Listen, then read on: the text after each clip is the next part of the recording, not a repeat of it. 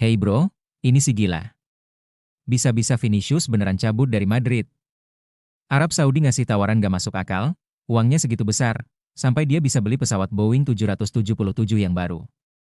Dan masih ada kembaliannya. Hai bro, lo pasti ngerti kenapa bola itu penting, karena hidup lo?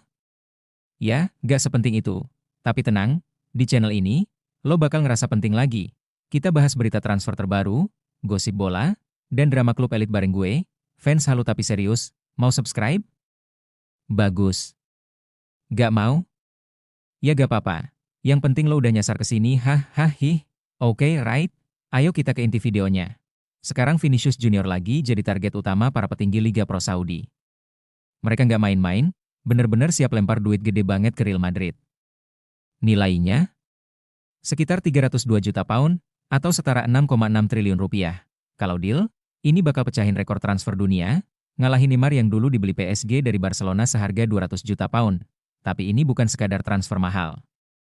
Bro, yang bikin geleng-geleng, duit segitu bisa dipakai buat beli satu pesawat Boeing 777 baru.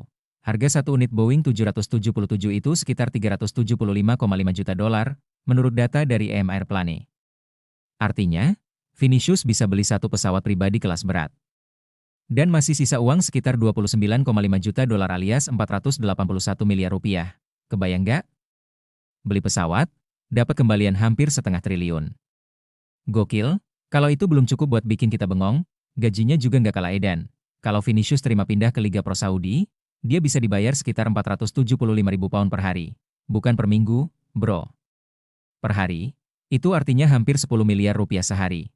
Satu hari kerja, setara gaji pemain Liga 1 selama setahun lebih. Bahkan satu minggu aja, dia udah bisa beli Lamborghini yang paling baru dan masih sisa buat liburan ke Maldives. Nah, di titik ini yang jadi pertanyaan. Apakah Real Madrid bakal melepas Vinicius? Dan ini bagian yang agak ngeri tapi penting, kontrak Vinicius memang masih berlaku sampai 2027. Tapi sampai sekarang belum ada pengumuman resmi soal perpanjangan kontraknya. Negosiasinya sempat berjalan, tapi belum selesai. Di saat kayak gini, Arab Saudi datang. Bawa koper berisi triliunan rupiah. Katanya, orang-orang Saudi nggak buru-buru. Mereka tahu, sekarang belum bisa dapetin Vinicius, tapi mereka sabar. Bahkan kalau Vinicius akhirnya teken kontrak baru di Madrid, mereka siap tunggu sampai 3 tahun ke depan. Mereka cuma butuh satu celah kecil, satu momen ketika Real Madrid lengah. Atau ketika Vinicius mulai bosan sama Eropa. Saat itu terjadi, mereka langsung sikat, bayangin aja.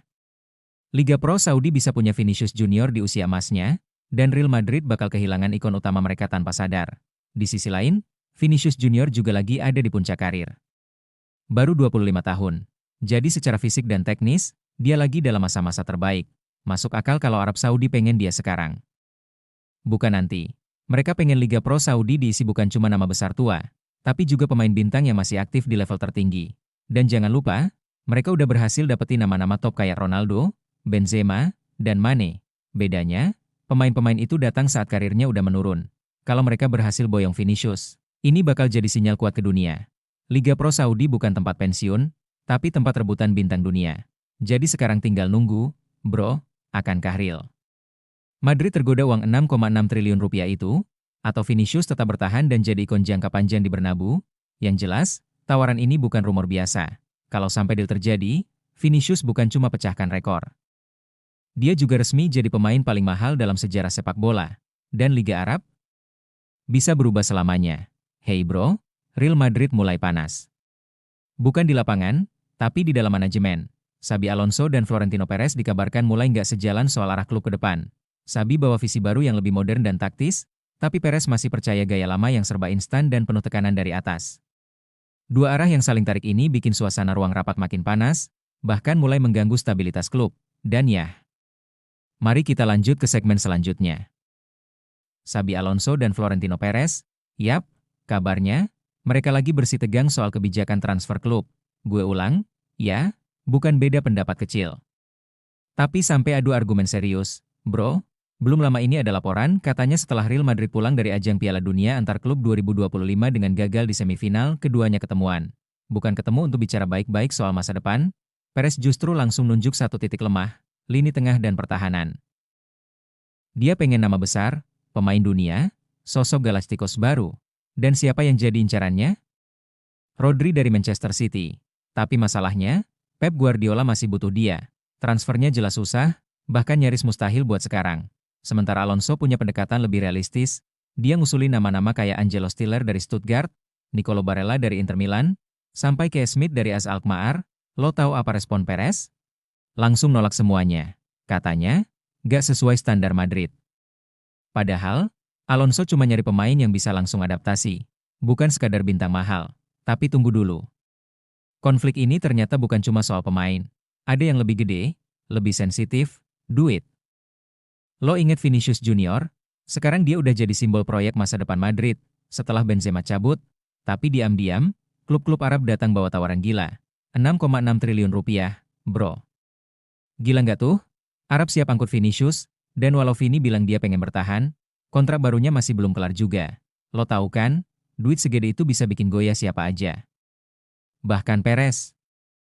Jadi gini ceritanya. Alonso maunya bangun tim pelan-pelan, solid, dan berpondasi. Perez? Maunya instan, megah, penuh bintang, tapi penuh risiko juga. Dan lo tahu sendiri kan, Real Madrid sekarang lagi gak dominan di La Liga. Barca yang justru stabil dan konsisten. Madrid malah makin sering kena comeback. Tapi yang paling ngeri nih ya, konflik internal ini bisa berdampak gede banget. Kalau sampai Vini beneran dilepas demi duit, dan Alonso terus ditolak soal transfer, masa depan Real Madrid bisa gelap. Pertanyaannya sekarang, siapa yang bakal mundur duluan?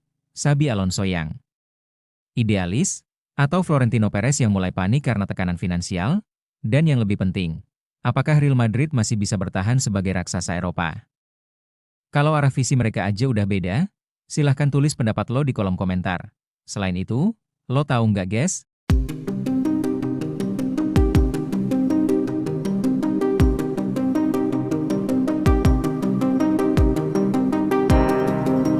Di balik tawaran 6,6 triliun rupiah dari Arab itu, Vinicius ternyata bukan cuma diam.